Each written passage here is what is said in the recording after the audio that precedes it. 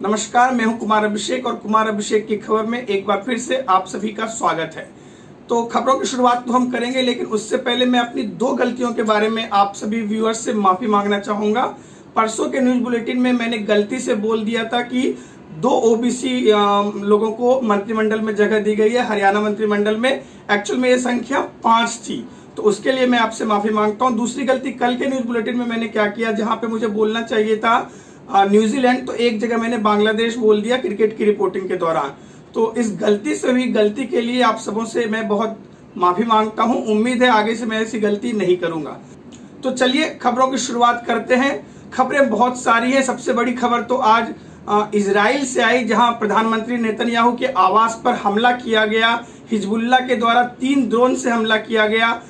इसमें से 2 ड्रोन को इजरायली सेना ने नाकाम कर दिया, जबकि एक ड्रोन नेतन्याहू के घर के बगल में गिरा। तो ऐसे में कोई क्षति नहीं हुई, क्योंकि नेतन्याहू और उनका परिवार उस समय घर पर मौजूद नहीं था। लेकिन इजरायली सेना ने दावा किया कि यह हमला ईरान की साजिश थी बेंजामिन नेतन्याहू की हत्या कराने के लिए। तो गाजा में टेंशन बरकरार, और इससे तेल के दामों पर भी असर पड़ रहा है। लेबनान, हिजबुल्लाह, हमास, कई सारे लोग इसमें उलझे हुए हैं। अमेरिका का अलग प्रेशर है, और अमेरिका को डर है कि कहीं इजराइल ईरान के परमाणु षड्यंत्रों पर न हमला कर दे। तो इसको लेकर के थोड़ा सा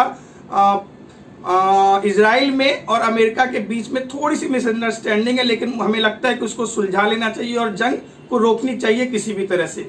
उसके अलावा बात हम करेंगे इस बात की भी कि किस तरह से यूपी में उपचुनावों की तैयारी चल रही है। आज भाजपा ने अपने 25 प्रत्याशियों की घोषणा की है अलग अलग राज्यों के चुनावों के लिए, जिसमें कि केरला की वायनाड सीट भी है, जहां प्रियंका गांधी चुनाव लड़ रही है कांग्रेस से। तो वहां बीजेपी ने अपने उम्मीदवार की घोषणा कर दी है, और दूसरे स्टेट्स के लिए भी उम्मीदवारों की घोषणा हो गई। लेकिन सबसे बड़ा सवाल है कि यूपी के लिए अभी तक उम्मीदवारों की घोषणा नहीं हुई है। यूपी की 9 विधानसभा सीटों पर उपचुनाव होने वाले हैं। हालांकि मिल्कीपुर पर अभी उपचुनाव नहीं होगा, जहां से अवधेश प्रसाद विधायक थे और बाद में वो फैजाबाद से सांसद बने। वो मामला कोर्ट में है, इसलिए उसका चुनाव फिलहाल नहीं होगा। तो योगी आदित्यनाथ बैठकों का दौर जारी है। हर एक मंत्री को जिम्मेदारी दी गई है कि उसे कौन कौन सी सीट पर ध्यान रखना है। तो यूपी में विधानसभा चुनाव के लिए तैयारी, उपचुनाव के लिए तैयारी चल रही है। वहीं बहराइच में भी अभी तक टेंशन बरकरार है। हालांकि आपको मैंने कल बताया था कि 31 लोगों की गिरफ्तारी हो चुकी है और पुलिस मामले में छानबीन कर रही है। लेकिन मृतक के जो परिजन हैं मिश्रा, राम गोपाल मिश्रा, उसके परिजन पुलिस से भी संतुष्ट नहीं है। तो पुलिस को कुछ ऐसा ठोस कदम उठाना होगा जिससे कि जो मृतक के परिवारों को भी एक आश्वासन मिले कि उचित कार्रवाई होगी, जिन्होंने भी इस हत्या और वारदात को, आगजनी और गाड़ियों को जलाने को अंजाम दिया है। तो ये यूपी की बात हो गई। हम यूपी से आएंगे अब अपने स्टेट महाराष्ट्र की तरफ, जहां से मैं आपको ये न्यूज दे रहा हूं। महाराष्ट्र में जहां तक सीटों की तालमेल की बात करें, तो जो महाविकास अघाड़ी है उसमें से ऐसा कहना है उनका कि लगभग 260 सीटों पर सहमति बन गई है उनकी, लेकिन अभी भी 28 सीटें हैं जिस पर की सहमति नहीं बन पाई है। आज कांग्रेस के एक दिग्गज नेता ने उद्धव ठाकरे से मुलाकात की उनके घर पर जाकर, क्योंकि उद्धव ठाकरे की एंजियोप्लास्टी हुई थी, उनका हाल चाल जानने के लिए वो गए। लेकिन नाना पटोले को इस मीटिंग से दूर रखा गया। तो शायद नाना पटोले और उद्धव ठाकरे के बीच कुछ सीटों को लेकर के मतभेद है, इसलिए पार्टी हाईकमान ने नाना पटोले को इससे दूर रखा। तो वहीं झारखंड में भी हेमंत सोरेन और राहुल गांधी की मुलाकात हो रही है, तो ताकि सीटों का तालमेल बिठाया जा सके। वहां आरजेडी को भी कुछ सीटें देनी है और कुछ सीटें वामदल भी चाहते हैं। तो मुलाकातों का ये दौर जारी है। वहीं दूसरी फिर से हम महाराष्ट्र में आते हैं। तो महाराष्ट्र में इसलिए आते हैं, तो हमने महाविकास अघाड़ी की तो बात कर ली, लेकिन महायुति से भी आज खबर आ गई है। हमारे सूत्रों ने बताया है कि 260 सीटों पर इनमें सहमति बन गई है, जिसके हिसाब से फिलहाल बीजेपी को 142, शिवसेना जो एकनाथ शिंदे की शिवसेना है उसको 66, और अजीत पवार की एनसीपी को 52 सीट मिलने वाले। फिलहाल 28 सीटों पर यहां भी मामला अटका हुआ है। अगले बातचीत के दौर में इन सीटों का मसला सुलझा लिया जाएगा।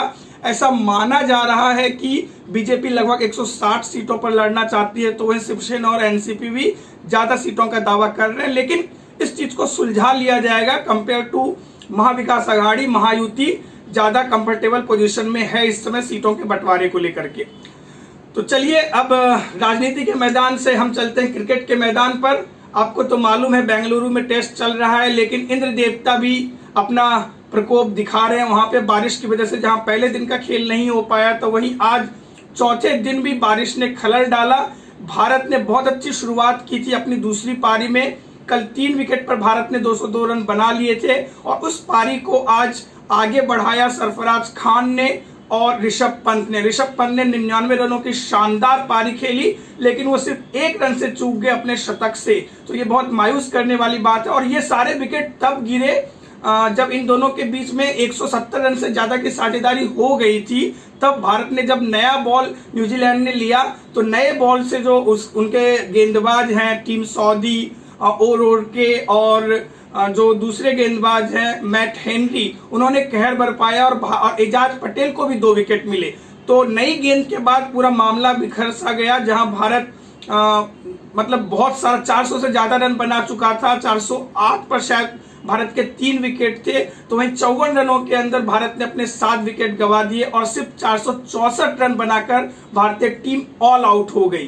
तो इस मैच में सरफराज खान ने शानदार प्रदर्शन किया, अपने लाइफ की पहली सेंचुरी लगाई। सेंचुरी नहीं, उन्होंने 150 रन भी पूरे किए, लेकिन एक शॉट खेलते हुए, अच्छा शॉट था लेकिन वो कैच आउट हो गए 150 रनों पर। उसके बाद ये जब साझेदारी टूटी ऋषभ पंत और सरफराज खान की, तो उसके बाद विकेटों का तांता सा लग गया और भारत के कोई और बल्लेबाज कमाल नहीं दिखा पाए, चाहे जडेजा हो, चाहे केएल राहुल हो, चाहे रविचंद्रन अश्विन ने थोड़ी कोशिश की, 15 रन बनाए, लेकिन उसके बाद बुमराह और सिराज आउट हो गए। तो इस तरह भारत की पूरी टीम एक 464 रनों पर ऑल आउट हो गई, 464 रनों के करीब ऑल आउट हो गई। और इस तरह उसने पहली पारी और दूसरी पारी के आधार पर 106 रनों की लीड ली और न्यूजीलैंड को 107 रनों का टारगेट दिया। हालांकि मैच शुरू हुआ, अभी पहला ओवर ही डाला जा रहा था कि खराब रोशनी की वजह से मैच को रोक देना पड़ा। अभी खाता भी नहीं खुला है, न्यूजीलैंड के पास 10 विकेट मौजूद हैं। उसके बाद तेज बारिश भी हुई वहां पर और मैच फिलहाल रुका हुआ था और आज का खेल समाप्ति की घोषणा हो चुकी है। 5वें दिन बहुत हद तक निर्भर करेगा कि बारिश क्या करती है। क्या बारिश भारत को हार से बचा सकती है? क्या भारत के बल्लेबाज जैसे 107 रनों को डिफेंड किया था मुंबई की पिच पर, यहाँ 106 रनों को डिफेंड कर पाते हैं? क्योंकि ऐसी संभावना है कि 40 से 50% संभावना है वहां बारिश होगी और 9 और 10 बजे ज्यादा परसेंटेज है बारिश होने के, जबकि 5 बजे के बाद शायद बारिश ना हो। लेकिन कल खेल का आखिरी दिन है, ऐसे में अगर बारिश होती है तो ये मैच ड्रॉ होगा। लेकिन भारतीय टीम ने जबरदस्त वापसी की। पहले इनिंग में जहां वो 46 रन पर आउट हो गई थी, तो इस इनिंग में 450 से ज्यादा का स्कोर किया। क्रेडिट जाएगा कप्तान रोहित शर्मा को, सरफराज खान को,